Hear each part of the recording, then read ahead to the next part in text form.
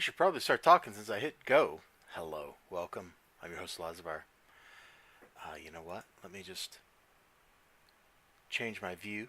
I'll just show the nice little winter scene here as we get started.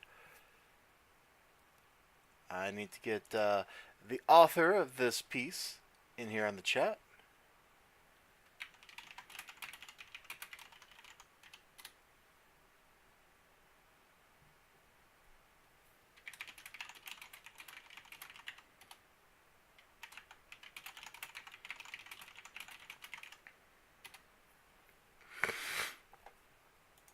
So how is everybody today? I guess I should have made sure that, the person I'm going to be talking to was here before I started streaming this. But that's okay. You got to give people a little time to arrive at the start of the stream. That's kind of what's going on here. So how is everybody? I guess I could play a little game while I'm waiting on him.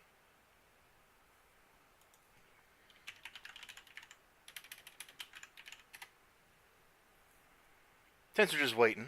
Let's see, show monitor. Oh, this one is not the right size window. Let me fix this up real quick. Still not quite right. It's messed up because I was playing Alpha Centauri with it last, and that requires a funny screen size.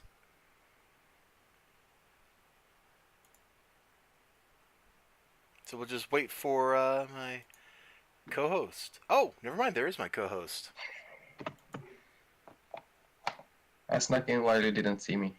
I noticed. Cool, welcome to the party. Well, thank you.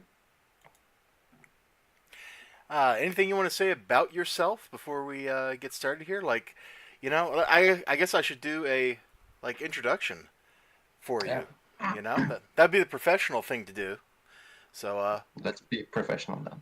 Yeah, welcome, Pudding. You're the Swedish auteur of these grand concert albums that we have shown on here a few times before. Please introduce yourself now that I have introduced you. Hello, my name is Pudding, and I am scared of spoons. It's true. He is scared of spoons. We have the proof on my Discord server, where he's absolutely terrified if you post pictures of spoons. I believe he actually thinks he is, in fact, a bowl of pudding in real life. Which, if he is, that's incredible, because that means he's actually... I don't think. I'm pretty sure I am. Oh, see? So that means all this music he's made, he's like gurgled with air bubbles within himself. It's a very impressive feat. All right, so what do you want people to know about Grand Concert 3 before they hear it? I see it's 44 minutes long. That it's mostly songs that I've started working on before Grand Concert 2 and Grand Concert 1 even. So it's mostly me having cleaned up some old songs. All right. So this is cleaned up old songs. Well, that's usually pretty good. I mean, if you work on something for a long period of time, that gives you extra time to think about it, understand what it's supposed to sound like, and then you can really get to the core of what the piece is about. Mm-hmm. Cool deal. So for those who've never done one of these, listened to one of these with us before, the way it goes is I'll play a song, then we'll pause, we'll talk for a couple of minutes, we'll play another song, and we keep going like that till we get to the end of the album, and then we have some final thoughts. And for those of you in the chat, feel free to say stuff there, because I read everything in the chat, so that gives us something to maybe talk about during the talking segment. So anything else you want to say before I hit play? No, just go ahead and let's get started and listen to the album. All right, here we go. So the first song looks like it's called In Wayfarer's Threads. Let me just make that. And then YouTube can freak out. You're going to mute me, I hope. Well, that's a good idea. Let me start back over after I mute you. Let's see, where's that big mute button? There we go. Now he's muted, and he can't hear me either, I don't think. Let's start this over, and we're off.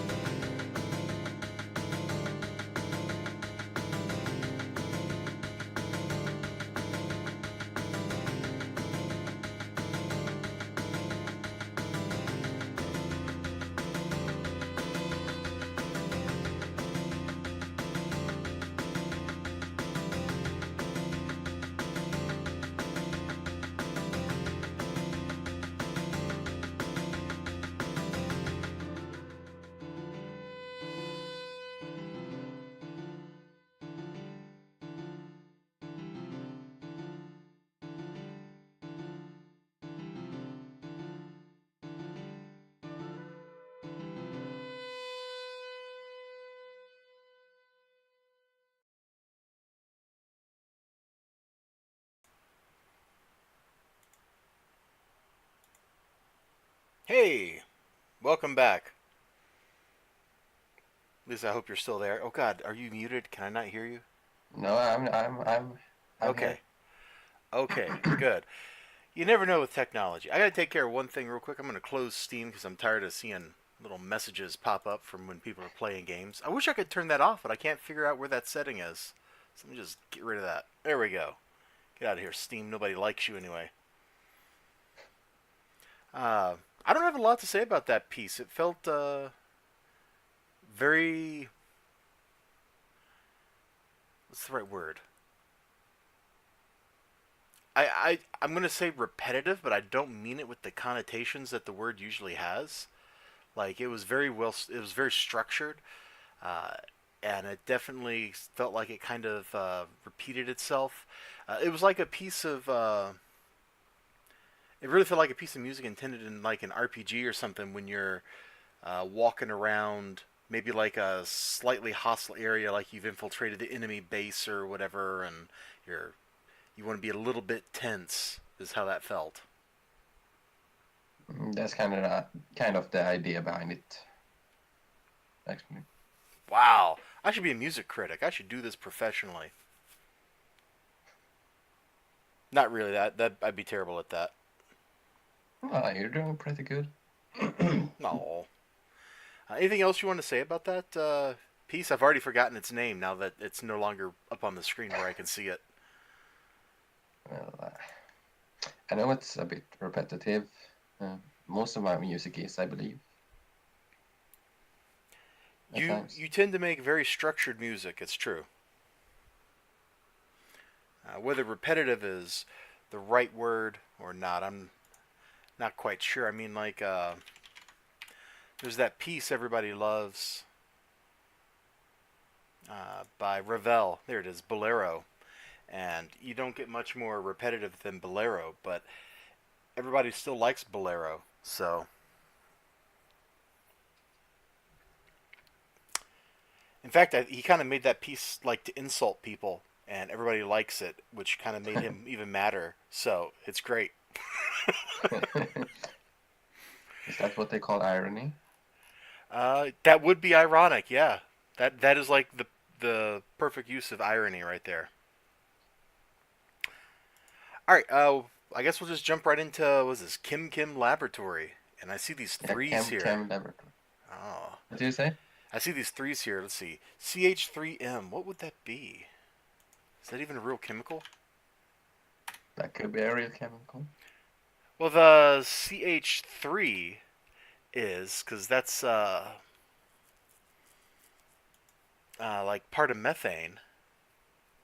When you want to stick a methyl group on something, you stick a CH3 on. I don't remember what the chemical symbol or that gives an M is. What is that? That's not mercury, is it? No, I don't think so. All right, well, I'm going to look No. this up while the music's playing. Mercury And is Hg, I believe. that's right, because it goes back to the old name for it. All right, Hmm. I'm going to just get the music going. And I'm going to look up what element goes with with the letter M. And if it's interesting, I might end up just talking about chemistry the whole time. Okay, sounds like a plan. All right, here we go.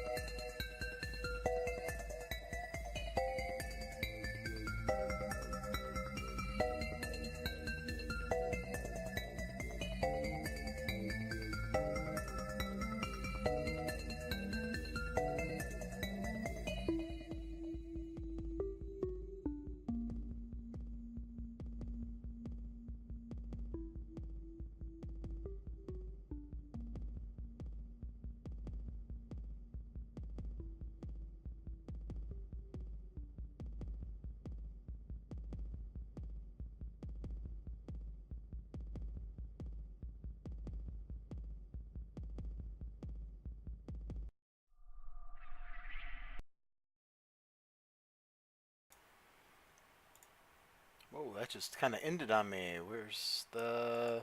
There we go. Now you can hear me. That ended... I was expecting the ending, and then it hit me suddenly, unexpectedly anyway. Wow. I was digging that, man. That was great. It felt mischievous and sciency, which is probably exactly what you were going for. Mm-hmm. Uh, and God, I hate the fact that I'm going to make like another video game reference, but it totally feels like the music a developer in the '90s would have used in a game like Star Control for when you're talking to like a sciencey species. Like you pull them up on like the diplomacy thing, you're like, "Yo, what's up? You got some science for me?" And then they'll be like, "Screw you, human, go away." And then that's playing in the background the whole time. I really I dug agree. it.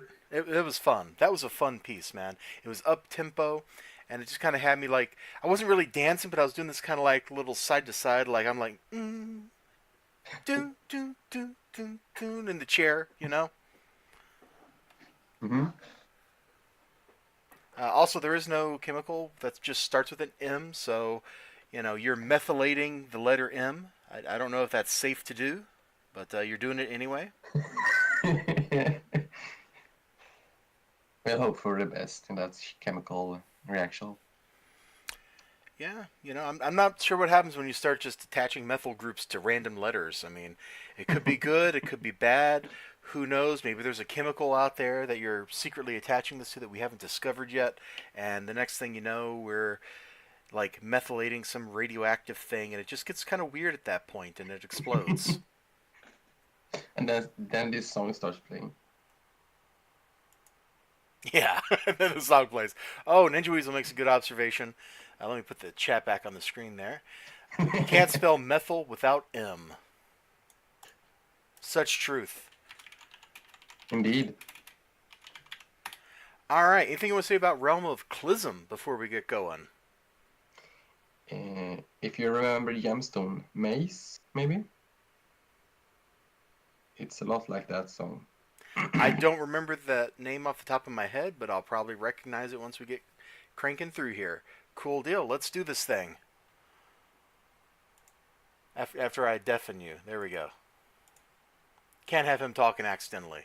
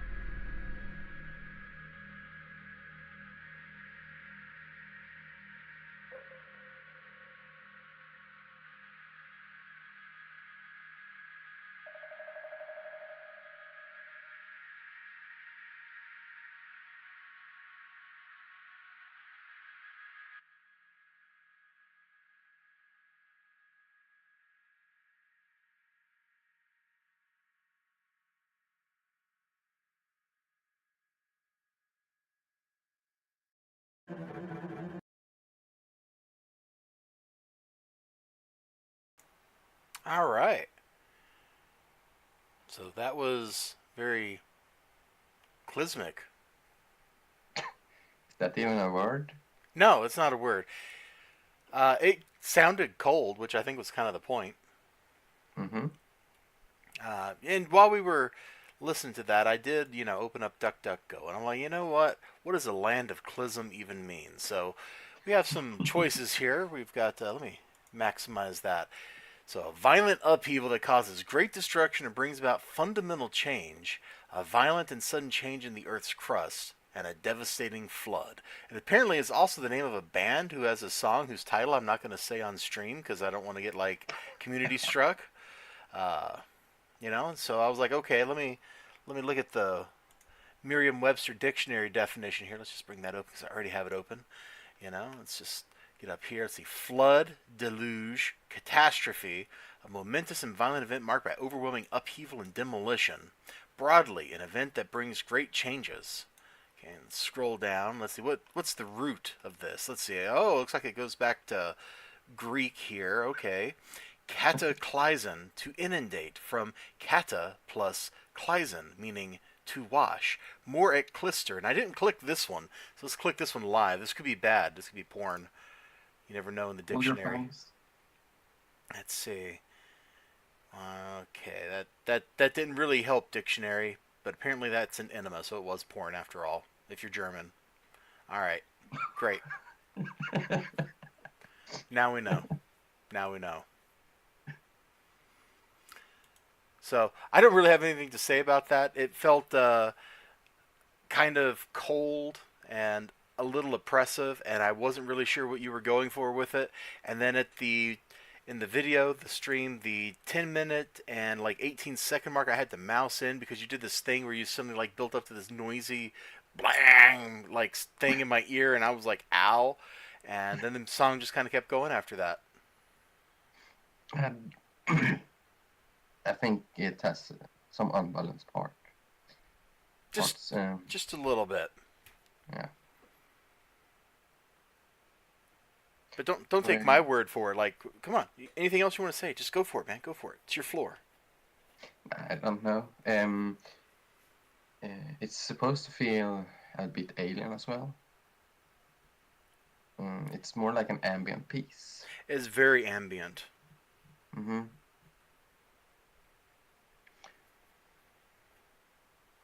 I don't know about the alienness. Maybe that's what I was interpreting as cold feeling, was the alienness. Because it felt cold, not just because of the picture, but the music itself. It felt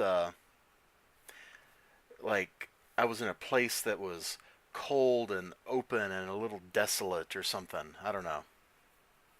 Mm-hmm. So anything you want to say about The Nest before I hit play here? The Nest, it's long, and it's probably the longest song in the album. When you say long, are you talking like this is a 25-minute piece because No, you more do like progressive rock and you just start noodling around on the guitar and the audience leaves to go get dinner and they come back and you're still on the same song? I'm not Bren. Oh, that's too good. I was gonna cut into Ninja Weasel's choice in music by comparing that to Yes, but we'll just leave it with I'm not Bren because that's such a good insult. All right. Cool deal. Well, I'll see you on the other side of the nest, my friend. Okay. That doesn't sound creepy at all. I'll see you on the other side of the nest. Anyway, I'm going to hit play.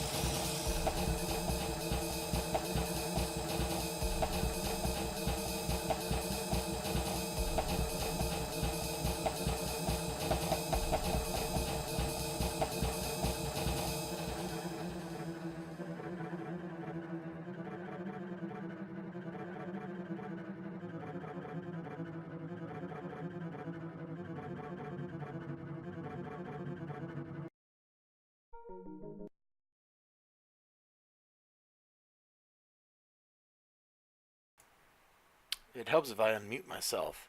Hi. Mm-hmm. Yo, what up? I see why it was called the Hive, because The nest. yep, or the nest. Yeah, it just totally sounded like that.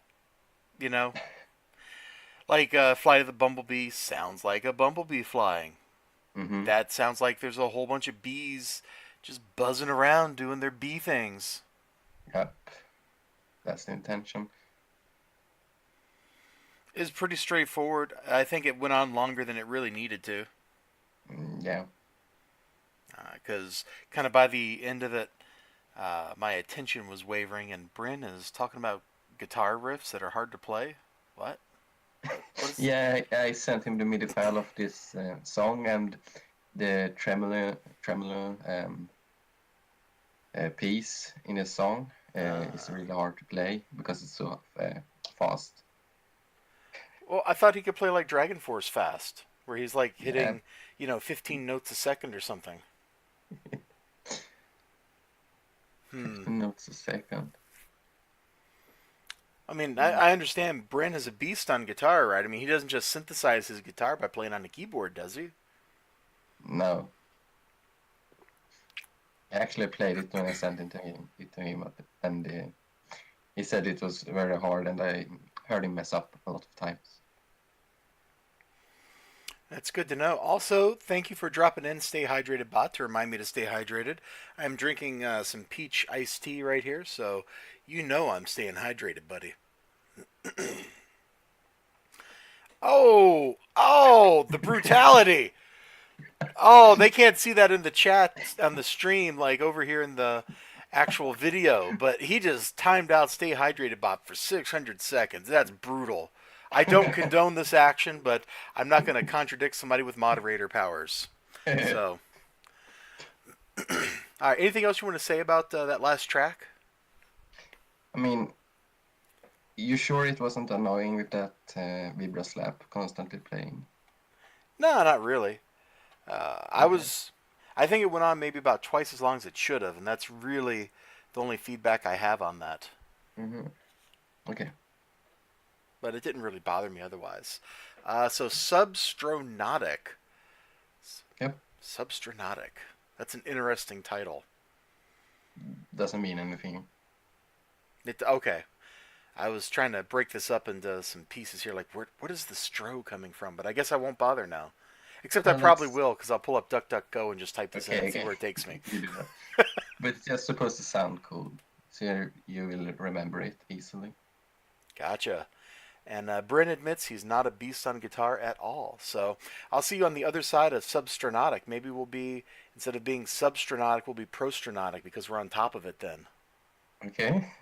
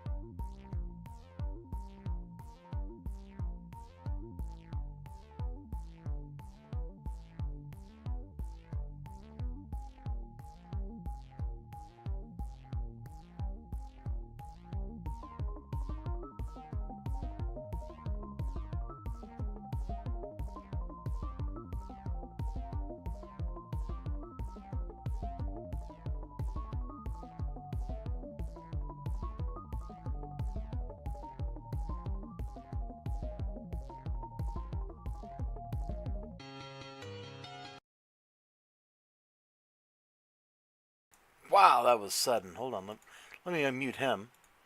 Dude, that was such a sudden transition there. 1 second we were going like, meow, meow, and the next second we're train heisting. Mm-hmm. I didn't even have a moment to breathe. It was just like suddenly I was there. Also, I've never been more disappointed in a search engine before. Let me just bring this over. No results found. Oh, because I misspelled it. It's my own fault. No. All right, let's see what Substronautic gets us. Oh, I'm still It disappointed. spells Substronautic. Look, let's not go there. All right, it was a thing. It happened. We should leave it in the past where it belongs. Mm-hmm. But Substronautic with no T still gets no search results. I'm so disappointed in DuckDuckGo.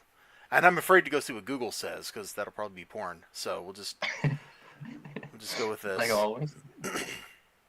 Look, everything. It's the internet. Everything turns into that. Mm-hmm.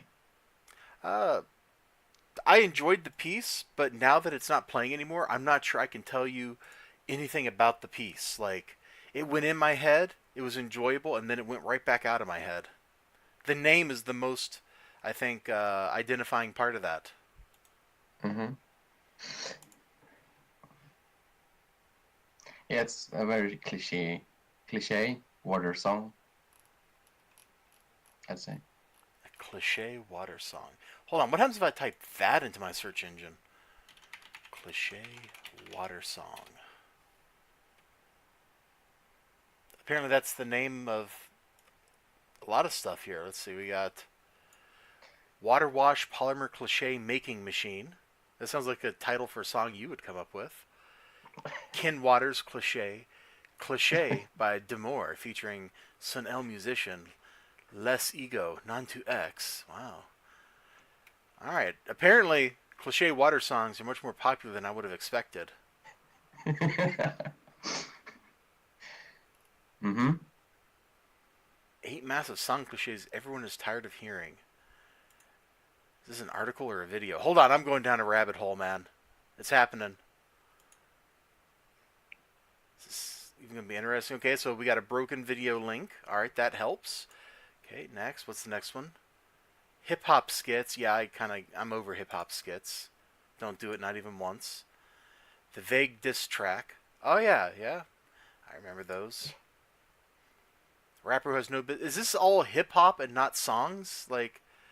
In general, like, is this just like 8 hip-hop cliches? Because that's what this looks like. And maybe this person only believes that hip-hop is the only genre of music. Maybe. Okay, got some Katy Perry. Keep going. The heavy metal breakdown. Oh, come on. Everybody loves the breakdown. What are you talking about? That's not a cliche. That's just good Now music. we're going to trigger Bram. I'm just closing this. Like, this list is wrong in every possible way. Yeah. Oh, what's Bryn saying here? Also, I find that Malmsteen stuff is harder to play than Dream Theater stuff, but Petrucci is considered a better guitarist than Malmsteen. No comment. All right. Anything else you want to say before I hit play on Train Heist here, man? It could be my favorite song of the whole album. All right. Well, I'm looking forward to it. You've certainly picked a nice image to accompany it. Mm-hmm. All right. I'm going to mute both of us, and then I'm going to get this going.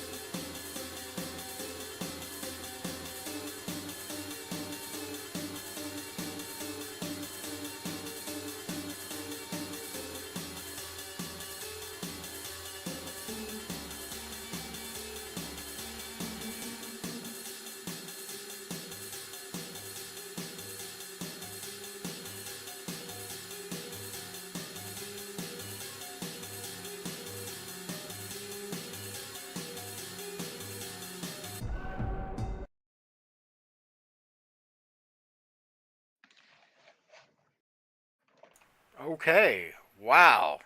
You took my brain on a ride. So there were like three completely different phases of that song. The first part, I was like, oh, this is like the train heist. It's going to be like a piano piece or something. Okay, I can kind of jive with this. And then all of a sudden, you just took like a brick and you wrapped it up in bullets and you stuck it on a horse hoof and then you threw the whole horse at me. And then we got to the second part of the song, and by then, I was like, okay, yeah. I'm like, I closed my eyes for a second, and I started like nodding my head. I'm like, yeah, I can kind of see like we were racing the train, like this is very high speed. I'm kind of down with it. I'd recovered from being stricken by a horse at that point, and then you did like that third little change there for the last minute or so of the song, and I was like, you're not really getting me this time. I was prepared. So you tried to throw another horse at me, and instead I caught it, and I rode it away into the sunset. Okay. What happened? What happened to the first horse? It's probably better not to ask. Uh, Okay. he had that brick covered in bullets, and things just kind of went bad after that hit the ground. Mm-hmm. So the piece was interesting. I don't know that I'm gonna like have the opposite reaction. You're like, this is my favorite one, and I don't know, man. I don't know if it was my favorite one. I'm still kind of jamming that Kim Kim Lab thing in my head. Like that was just kind of fun.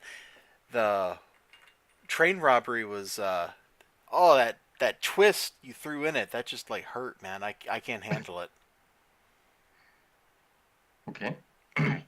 Also, train robberies have a very long and storied tradition in American cinema. One of the earliest great films was filmed by the Edison Company, The Great Train Robbery.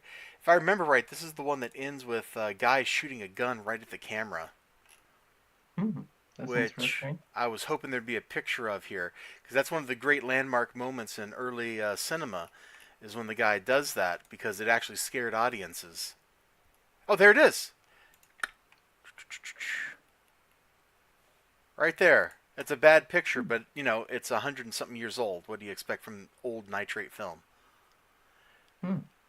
But yeah, That's very interesting. that's one of those great moments in film. The guy just gets his gun out, shoots it.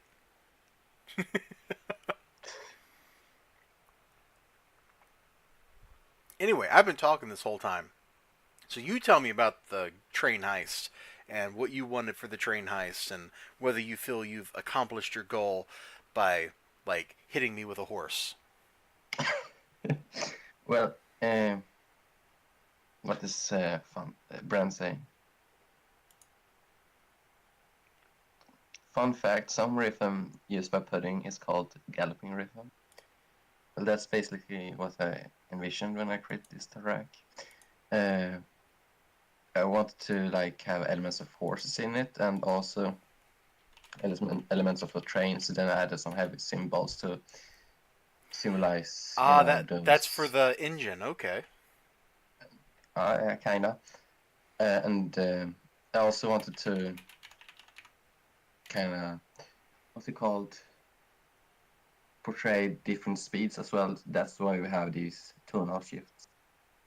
So the Gotcha. first, so the first one, the first piano part is when the train is just starting and is building up speed, Mm-hmm. and then we have when the strings hit, is when it has like reached peak speed, and the final one is when it's kind of been taken over by the heisters. That's my plan behind this song. Well, I think your plan worked. I don't know necessarily that I really liked it, but I think you achieved what you were going for there. Hmm. I thought I had house shoes under my desk here, but I can't find them. Maybe Phantom stole them. She does like House shoes. I'm not familiar with that one. slippers. Slippers. Okay, then I know what it is. Yeah, Phantom must have stole them. Does she usually do that? No, she usually only steals socks. Oh, She's a laundry thief. She's not a shoe thief. This is mysterious. Or my somebody came and robbed my house while I was listening to that music. I don't know. While I was disoriented dealing with the horses. All right. okay. Cool deal. So tank demolition. Mm-hmm. This is probably this is a very chaotic and dark song. Chaotic Those and are dark. those are the feelings I get from it, at least. All right. Well, now you spoiled it. You know, I was expecting something happy and fun, like running through a field of flowers here with this image that we have to accompany it. I mean, look at this. We got this beautiful flame over here that looks kind of like maybe it's topped with a person's head. Like that's some hair. There's like their eyes and a big ear here, and there's like their shoulder, and this. He's like wearing a robe or something here. It's like, in fact, I think that might be Elvis actually coming to, Elvis, yeah, coming to watch over your song. We'll I'm not find the only out. guy. Hmm. You know, don't think about it too hard. I'm just saying stuff, man. Okay, okay. You're hallucinating, okay? You know, it could be in my diet tea here. You know, who knows what they put in this stuff to make it sweet? Mm-hmm. I mean, it's America after all. Yeah, there's probably some LSD in it. All right. Mm-hmm. Well, I'll see you on the flip side, man. I'm gonna hit play here.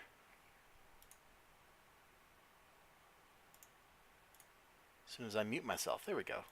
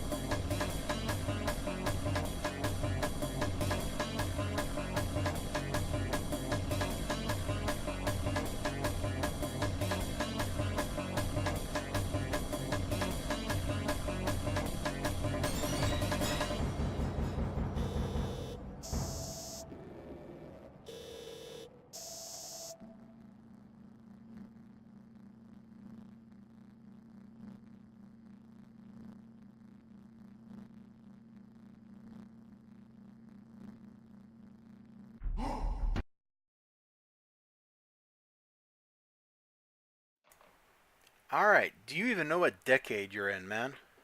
Nope. Okay. Well, that explains everything about that song. All right. Well, good chat. I don't understand. There's that song starts off with elements that are right out of uh, like 80s German industrial. Then as it goes Okay. on, there's kind of some modern sounding stuff, but you also keep throwing in like very 90s sounding synth work and stuff. Like you are just like pulling things from all over. When you said chaotic, I didn't think you meant like that, where you're just taking stuff from multiple different styles and just kind of mashing it together. I think it worked. I found that track like positively riveting on the first listen through. So I think whatever you were going for there actually worked really well. But it was jarring as all get out. It's not a, what's the word I'm looking for? It's not a comfortable listen. You have to like guard yourself for it. You have to be like ready. Okay. It's probably the track I spent the most time on of all of these.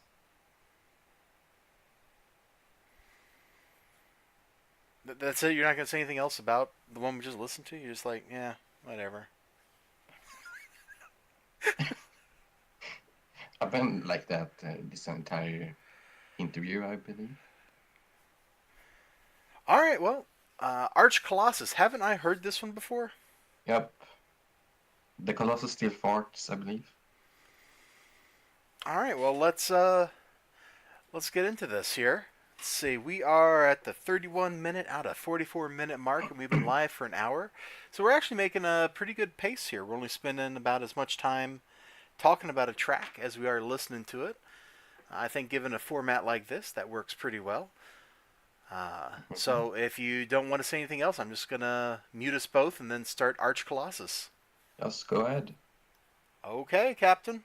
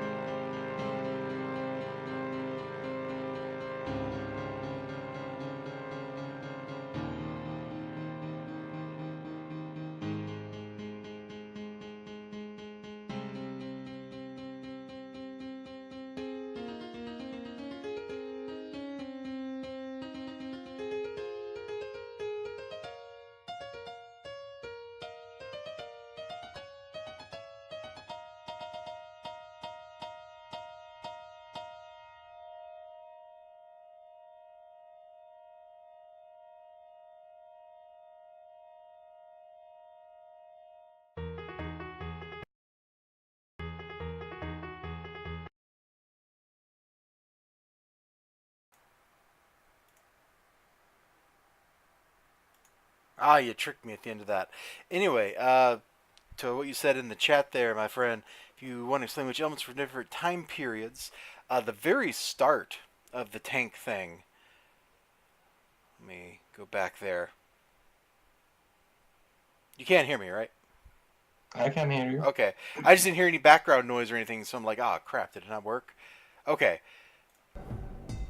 This very start of this, the drum sound, that doom-ts, doom-ts, doom-ts, is right out of 80s German industrial.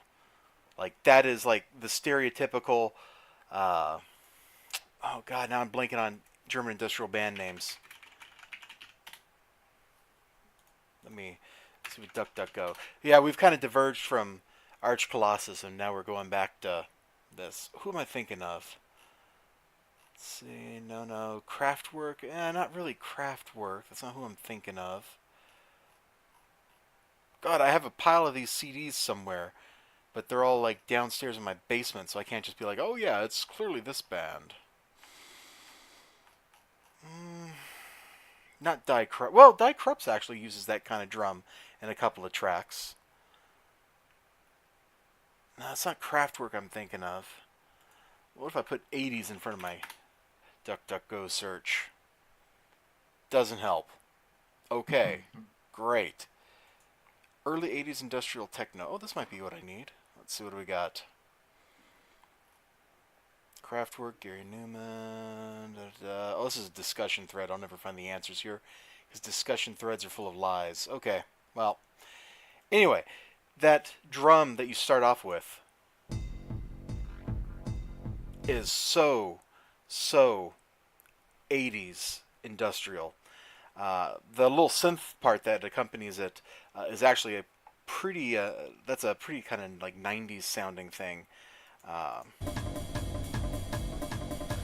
Yeah, then like a minute later, I'm at the 27:21 mark. You've got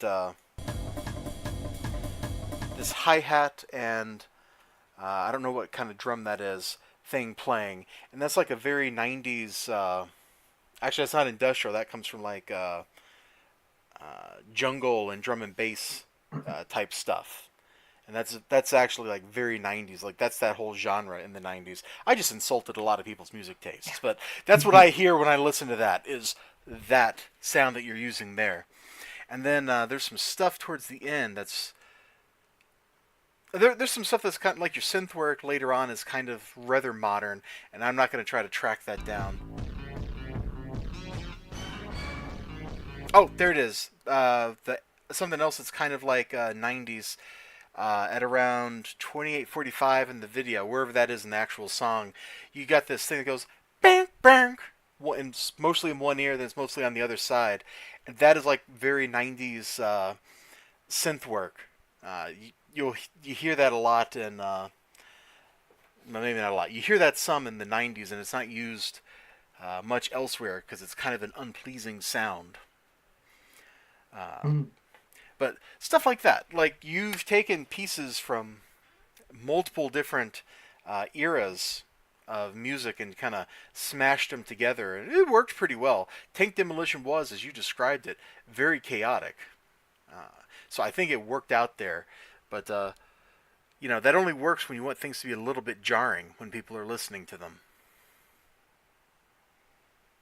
Okay. Okay, now I know. And Arch Colossus, I had a lot of fun listening to it again. Although that part that's kind of building up with a bon, and it just keeps getting louder and louder. Like that's a lot of air moving. Somebody is really farting right there.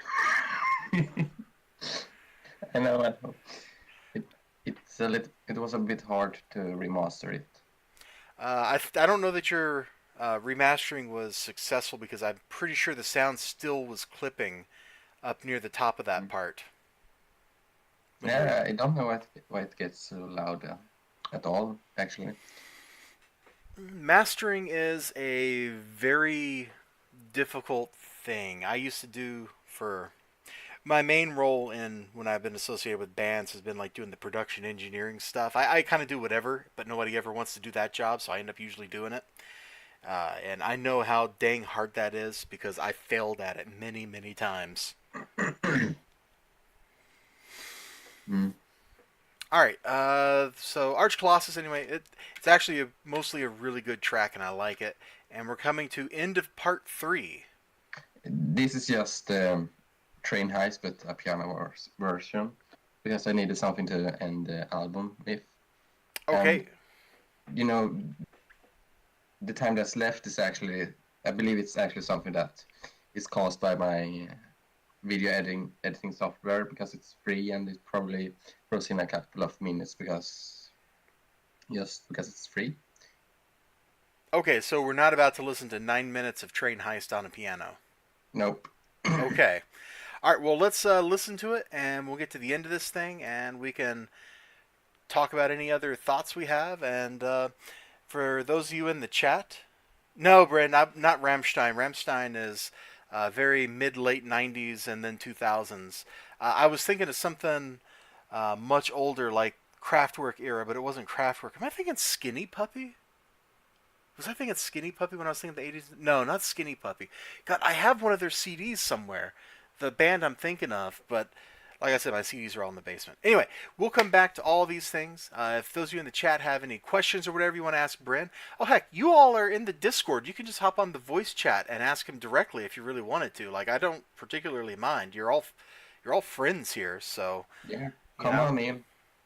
But the chat will be deafened and muted, so I won't be able to hear anything until we get to the end of this song. So I'm going to go ahead and do that and get the song going, and then we can wrap up this party.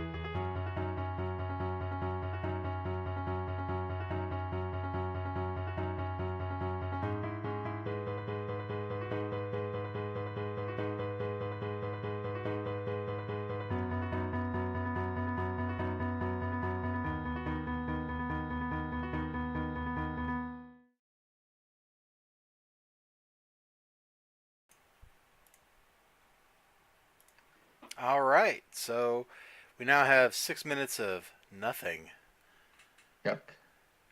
All right, well, I might just let that play. That way you get the extra playtime here on Mm-hmm. YouTube to help your channel Why, rankings thank and the searches. And let me drop a thumbs up. There we go. Better. Okay, so yeah, that was a train ride on piano. Mm-hmm. Yep. I was Yep. actually really hoping Bryn would be able to hop on the call with us, but he's somewhere where it's noisy, so I don't know what he's doing. Like, is he at a party watching this? Like, Come on, man. You got a girlfriend. There's other things you should be doing at a party right now than watching this on your phone or whatever. Dude, come on. Anyway, man, like overall, there's some really interesting things on this album. I think I say that for all your albums because it's true. You do unusual things with your music. You don't play to most conventions. You just kind of do your own thing. There's definitely uh, a market out there for crazy musicians that just do their own thing. And when you get there, when you like nail down your niche, you find your target audience and stuff, you'll be one of those guys that probably is never like super famous. Like you'll probably never be selling out like the Coliseum with 100,000 people or something, but you'll always have a lot of work. You'll always be able to, pack in like 5,000 people into like a civic arena or something for a show and make a nice living that way. And there's a lot of artists that do that kind of thing. Not everybody's a superstar. Not everybody even should be or want to be a superstar, because that's kind of a really abysmal life. You get a lot of money and then you do a lot of drugs and you end up falling apart. Or you do so many drugs you become immortal like Keith Richards. That's also a possibility. So you should consider that one too. Hmm. What's the probability of becoming immortal while doing drugs? You'd say? So far, I think Keith Richards is the only person who's achieved it. I'll hold off then. Yeah, that's like a one in several million chance to Hmm. achieve By the way, immortality. there's a what's it called? A single as well. Oh, there's another piece you want me to play real quick? Yeah, it's the video after this one. Oh, sure. Michigan's Monster Cave? Yep. Okay. I'll pull that up. We can listen to that real quick and then have our concluding thoughts afterwards if you want. Yep. Let's do that. Okay, we'll do that.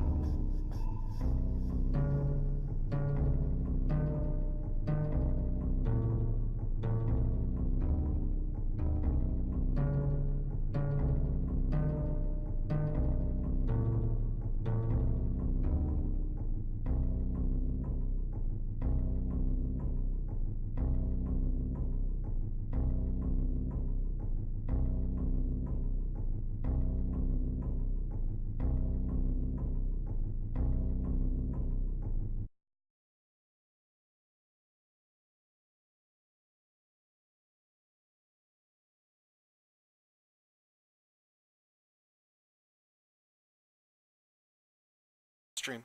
You need to totally get better video editing software. Look at this. We got like a whole minute of nothing here. Mm-hmm. Come on, man. I agree.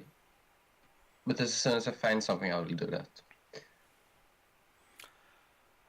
Anyway, that was a pretty interesting piece. There was that moment early on. I didn't get the time for it when you did this like loud thing, and it kind of jarred me. Yeah, I even said like I was musing. Oh, what are we looking at in the picture here? And then, oh my God, did I just go right back to it? It's like this big loud string going bang right in my ear. Like the first time that happened, and it just jarred the heck out of me. Mm-hmm. What are we even looking at here? What is this? Like, this frightens me. I have no idea. I just searched Monster Cave on Google, and this is what came up. You know, that sounds like a dangerous thing to search on Google. Let's see. What do we get when I... Alright, I'm here on DuckDuckGo, and I search this, and we have a lot of possibilities, none of which... Oh, hey, I think that's the creature. What is that? Unspeakable Cosmic Horror. I'm showing it on the stream. I just searched on DuckDuckGo. It was... That looks pretty similar, yes. Yeah, it's just a front view instead of a side view. So what is that? Should I... Oh, that went to the file, not to the website. Let's see. Oh, this is a Tumblr. I shouldn't be here. No. Oh, hey. It's not actually terrible. Oh, it's from that. No? Updated my article on monsters from The Cave. Okay, well, I never watched The Cave, but I guess that's where that's from. I don't really have a lot to say about the song itself. The feeling I got from it kind of went with the picture that you chose. So that's very self-aware. And like my only real commentary would be, I don't know that I really got like the monster cave so much as I got like a cave on like another planet. Like when it was going at the beginning and I was musing, oh, what is that thing? Blah, blah, blah, blah. In my mind, I was kind of feeling. You probably never played Final Fantasy 2 or 4, whichever name you like for it, on the Super Nintendo. Oh. But you go to the moon in that game, and Okay. I think the music that you made would have been kind of fitting for that. Like it had that otherworldly, things have gone weird kind of stuff going on, and I think that's the setting I kind of pictured. Is like it's not just a cave or a here on Earth that's got a monster. It's like an alien cave Mm-hmm.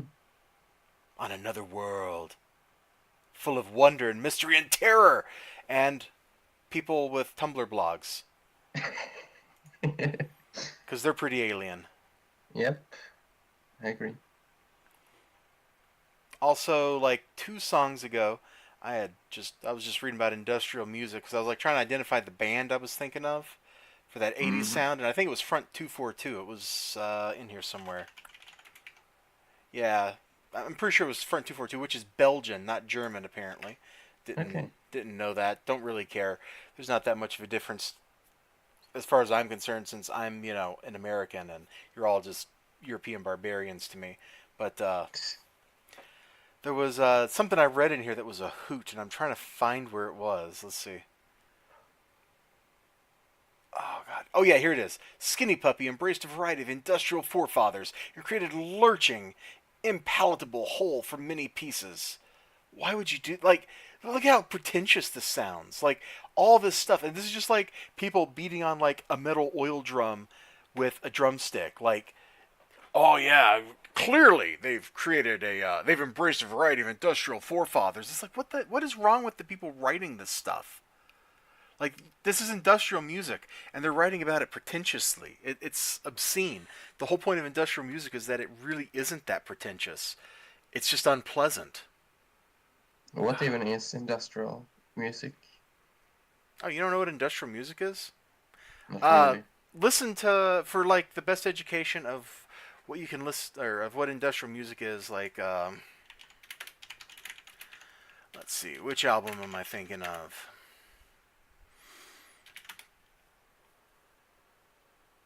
Like I'm gonna. This is kind of like pop. Oh yeah, Pretty Hate Machine is probably a good choice for a Nine Inch Nails album to listen to. That'll give you a very good feeling for what '80s industrial is like, with better production values than a lot of '80s industrial does.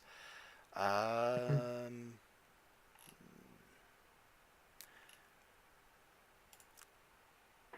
let me just see if I can pull up a discography. There's one album, and I'm just completely blanking on the name that I would recommend.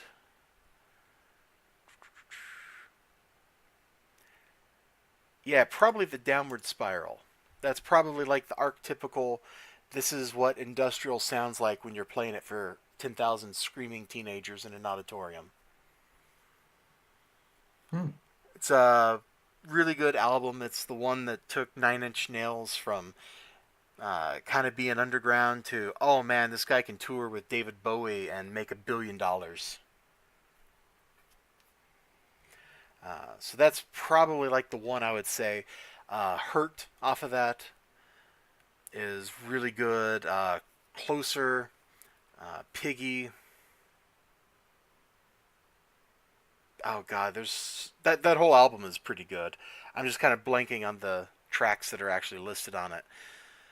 That if you're going to listen to like one industrial thing to try to understand it, that's probably the one I would recommend because it's approachable, but it still has all the same kind of stuff to it that an industrial album has. Whereas if I recommended, oh, you should go listen to Rammstein or something, then you would get kind of like something that's mostly industrial metal as opposed to just being industrial. And the two blend together very seamlessly. A lot of industrial bands do industrial metal. Industrial metal bands go the other way, but they're different, because of the instrument selections. Okay. Ministry. Ninja Weasel makes a fantastic suggestion in the chat. Land of, I'm not going to say that word on stream, and honey. That is also a good album. It's another great choice. There's a lot of industrial stuff. If you specifically want to like hear the industrial influences, like your choice of drums, you got to go listen to like '80s German industrial. Uh, yeah, Front 242, Frontline Assembly. Uh, those would probably be places to start. But I think for an introduction to the genre to help you understand it, as opposed to just something to listen to, you should probably go with Nine Inch Nails. There's stuff from the late '80s and early '90s because it's a very good. It's an approachable introduction. That's my point. Is it's not going to be off-putting. Like if I go, oh yeah, you should go listen to, you know, Skinny Puppy right now, and I name off like or Ogre, and I name off like some album, and you go listen to it, and you're like, this is music that offends me greatly because it makes my soul cry. Well, congratulations, you just got the industrial experience, but you're not going to enjoy it. Whereas if you listen to The Downward Spiral or Pretty Hate Machine, you're probably going to enjoy it because it's good music that just happens to be industrial, as opposed to good industrial music. Okay. Cool. I've talked a lot. It's your turn to talk. Please say something. So, your general thought, your general thoughts about Grand Concert 3? Let me go back over to your channel. Whoops. My general thoughts about Grand Concert 3. I kind of laid those out a little bit before we went to listen to Michigan's Monster Cave. You do a lot of interesting stuff. You have some very interesting and very challenging ideas in your music. You do things that are unusual, and you're hit or miss big time on whether you actually stick the landing and you make something that's good to listen to as opposed to just interesting from a music theory kind of perspective. Mm-hmm. And I'm not a music theory kind of guy. Like when it comes to music, I go with like what my gut tells me. Like, was that enjoyable or not? And if it was, great. If it wasn't, I probably don't want to listen to it again. About half the stuff on Grand Concert 3, I think, was pretty good, and the other half was definitely interesting but kind of missed. Uh, Kind of going back to the second song, the Kim Kim Lab one, that was just pure fun. Like I just enjoyed the heck out of that. Arch Colossus, except for the mixing issues, was pretty interesting. The end of part 3, the train thing that we listened to at the very end, just with the piano selection, that was actually really good, although it had some mixing issues in the left ear. I don't know why, but it wasn't clipping in the right ear, it was just clipping in the left ear. That kind of detracted from it. I think if you work on your execution, like you say, and said in the chat, the mixing is your weakness. You probably should concentrate on improving your mix downs, and that's a difficult thing. There's a reason that there are professionals that do that, as opposed to every musician doing their own mix downs. You have a production engineer who comes in and does the mix down for you. They take all your raw tracks, they mix it, and they give you a good product. Uh, so maybe you want to find a collaborator that can help with that, or you want to learn how to do it yourself. Either way, whatever works, whatever your interests are. Uh, but being able to stick the landing, make something that's acceptable to listen to and doesn't have any technical problems, uh, that goes a long way to getting people to accept your deviations from uh, pleasant listening. Making something that doesn't hurt your ear, but is still interesting and challenging. Uh, gets you get you a fan base that can be pretty darn loyal. Makes people that otherwise wouldn't listen to your stuff go, yeah, that wasn't that bad. And for somebody who hated your music because they don't like whatever they're listening to or something, getting a not bad reaction out of them is pretty darn good. You kind of have to know that going in, making the kind of music you do, that a lot of people aren't going to just appreciate the way it sounds. You choose interesting sound palettes. You do a lot of stuff with synthesized instruments that sound very synthesized and thus kind of lose a little bit. There was a couple of places on the album where your instrument choice sounded like a sound font from Super Nintendo or PlayStation 1. Like, it was very primitive synthesized sounding. Uh, which Probably isn't it was. Yeah, which isn't necessarily bad. You can do a lot of work with that.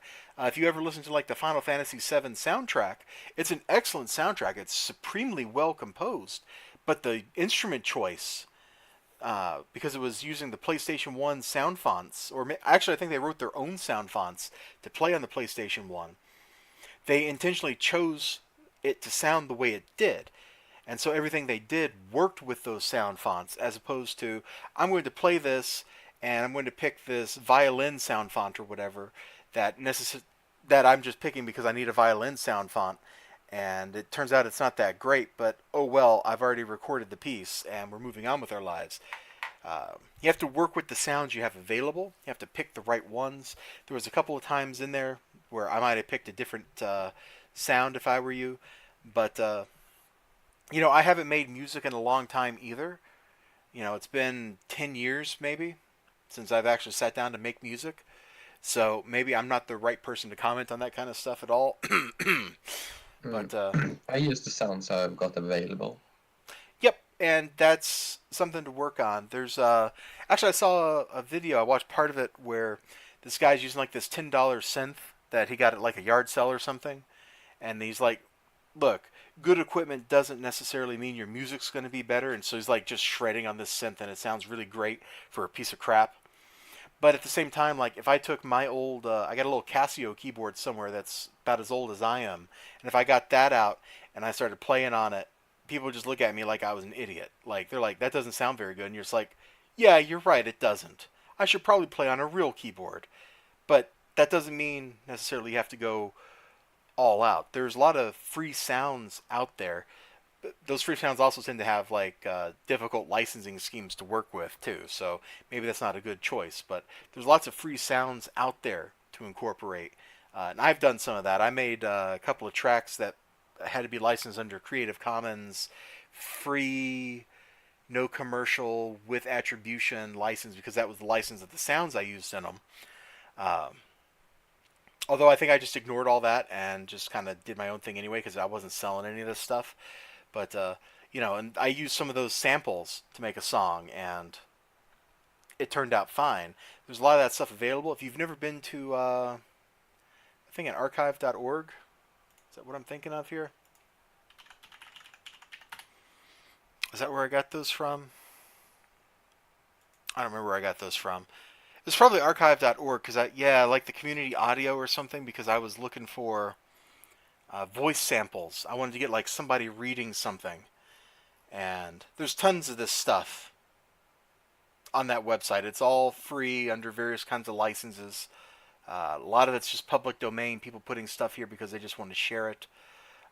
Looks like on the front page is a ton of Arabic stuff here. Apparently, that kind of surprises me because that wasn't what it looked like 10 years ago when I looked at this. But whatever.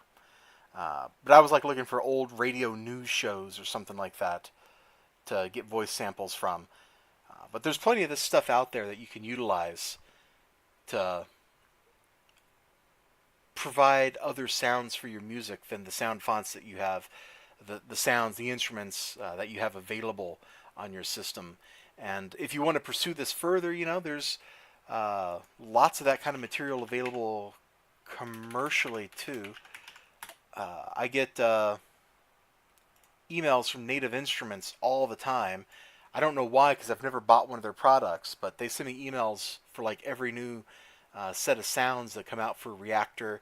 Every time they have a new product, I get told about it. And they make lots and lots of custom synthesizer stuff. And you might, maybe not now, or maybe there's a demo version of this that you can play around with or something. Because it is kind of expensive. It's a couple $100 for any of these products. So let's see, you're Swedish, so you guys use euros and not kroner, right? So that would be like No, we use kroner. Oh, okay. I don't have any clue what your exchange rate is.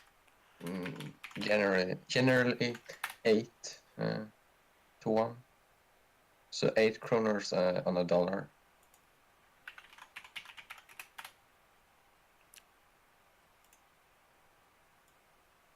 Oh, yeah, you're right. It looks like it's closer to 9 right now, but 8's not a bad rule of thumb. Cool. Anyway, so that would be like 2,000 krona for the software. Okay, so maybe this isn't a good choice, but I'm not doing that. yeah, I'm just saying there's lots of this kind of stuff out there, and there are free versions of these kind of tools out there that I've seen in the past and I've played around with. There was a free software package I found one time that was an old school patch synth.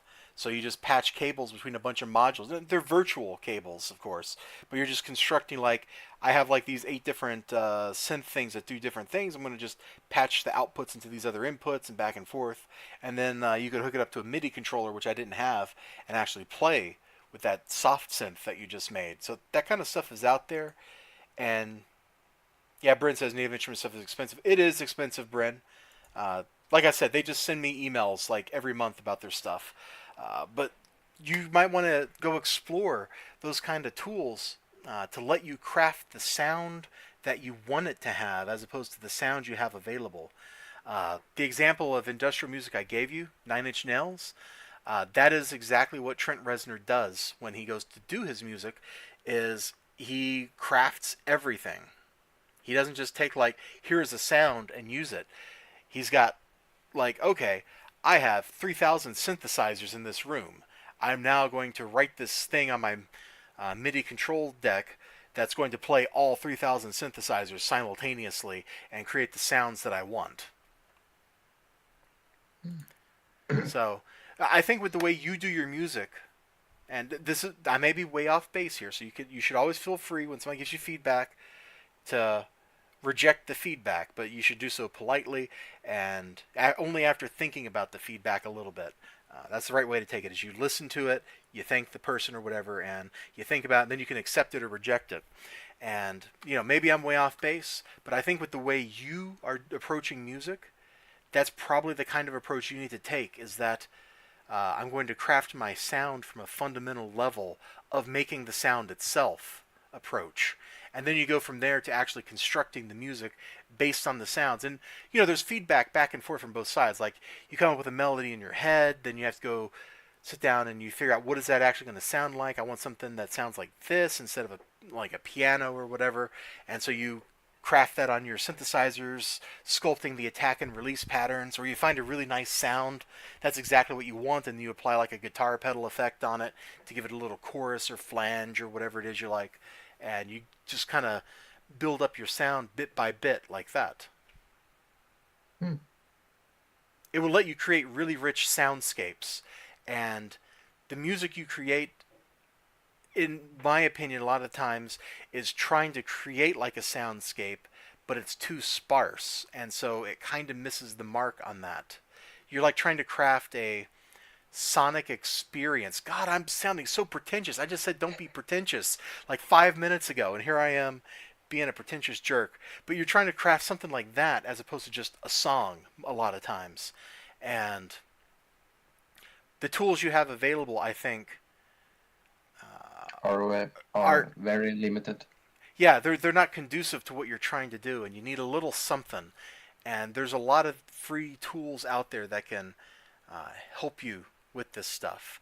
At least there were when I was looking at this stuff like 10 years ago. I admit I haven't looked at it in a long time. Hmm. How does this album compare to Grand Concert 2, by the way? Hmm. I'd probably rate them maybe pretty close to each other. I'd say Grand Concert 2 was maybe just a little bit better, Hmm. but not That's kind of my significantly thought as so. well. Uh, and I gotta say, like, that second track, because I'm harping on Kim Kim Lab, but I really did love that thing. That's like the standout track on the album, in my opinion, because it fits the title. It has a mood. It carries us somewhere. It's not just repeat. I guess it's repeating itself, but it doesn't feel like it's repeating itself because it's up tempo and it's kind of fast, and so it just kind of made me like bob my head in a good way. And see you later, Bryn. Thanks for hanging out, man. I knew he was at a party. Uh huh. Hmm. Hmm. He's sitting over in the corner listening to the stream with his headphones in, being antisocial.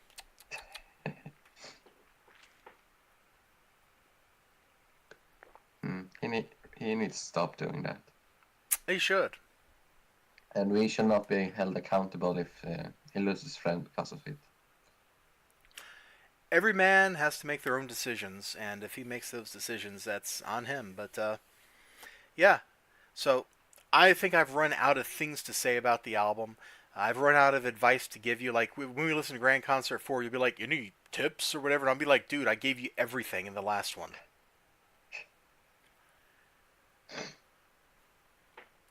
Because I'm not a professional musician. I just kind of screwed around with some of this stuff, like everybody should at one point or other in their life. I mean, sure, technically my band was seen on stage in Las Vegas, but that's because one of my friends worked at the casino, so we just walked across stage so we could say that we were on stage in Las Vegas, you know? Hmm. Uh, keep doing your thing. Like, regardless of how you feel about anything I've said here or anything about this album, keep doing your thing. I think you could go somewhere with this stuff. It's unique, and uniqueness sells. Mm. Appreciate all the thoughts and the feedback. You're very welcome.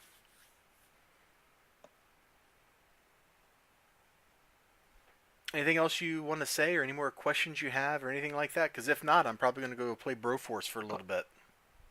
Yeah, I always forget my questions. Write them Sadly. down. Uh, uh, I'll ask you them in chat if they come back to me.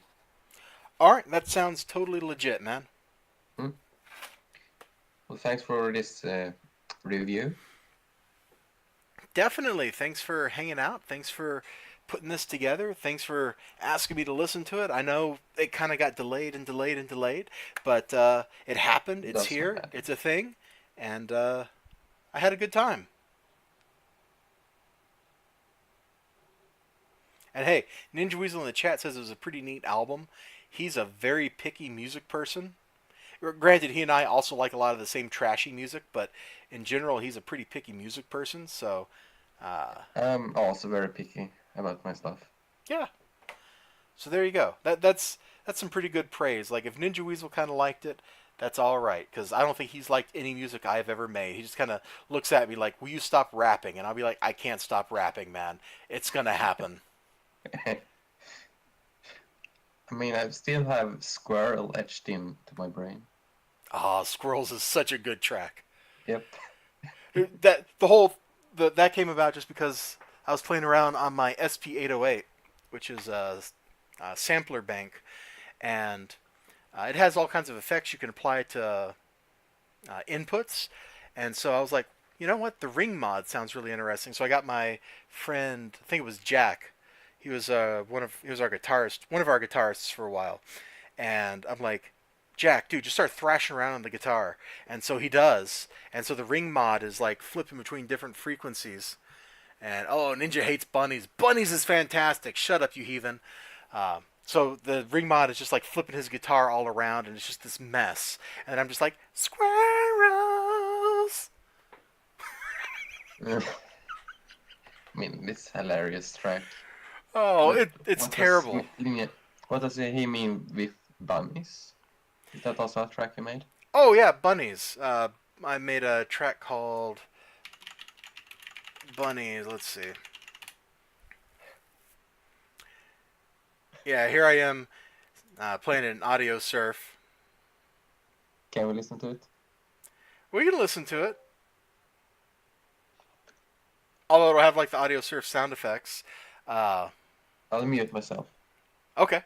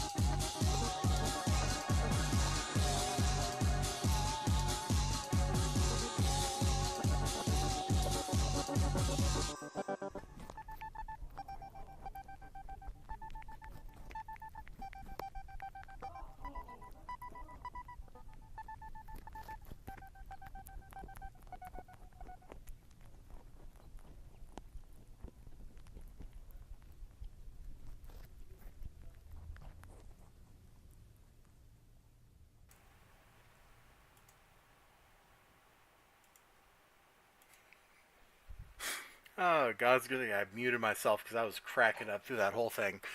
Same. I mean, your music is just the best thing ever. It's so funny. Thank you. The music changed a lot over the years that band was doing stuff, but yeah, that was a very silly song. What actually inspired that song was that stuff at the end. That's we had a microphone. Hi, Husdy Twitch. We had a microphone in my friend, was it his bedroom? I don't remember. Anyway, his pet bunny was eating a piece of apple. And that's that stuff at the end. And we were listening to it. We had the volume turned up so we could hear it plain as day. And we were hearing it. It just sounded like the bunny was like crunching on like bones and bodies or something. And so that's us in the background going, we're on the other side of the house going, oh God, because it just sounded so horrible. And after we heard that, we made the track about bunnies. Funny story. You know, good music. Good music is like that. Hi, Huzzy Twitch. There's no song request functionality. We were listening to an album with the person who's on with me here, Pudding, and then we got distracted and talk about my music. And we're getting ready to actually go play some video games here in a second. But thanks for dropping in. Yeah, dude. I think we've talked this to death, and I should go blow something up. Yeah. Same. All right. Whatever that is, though. Yep. Thanks for dropping in again, and we will go play some Broforce. See what kind of stages people got out there. See ya. Ciao, dude. I should drop out of the Discord chat and change the stream info here. Let me put on that beautiful winter scene from the house on the rock that I took a couple years ago now. It's a very interesting place to visit.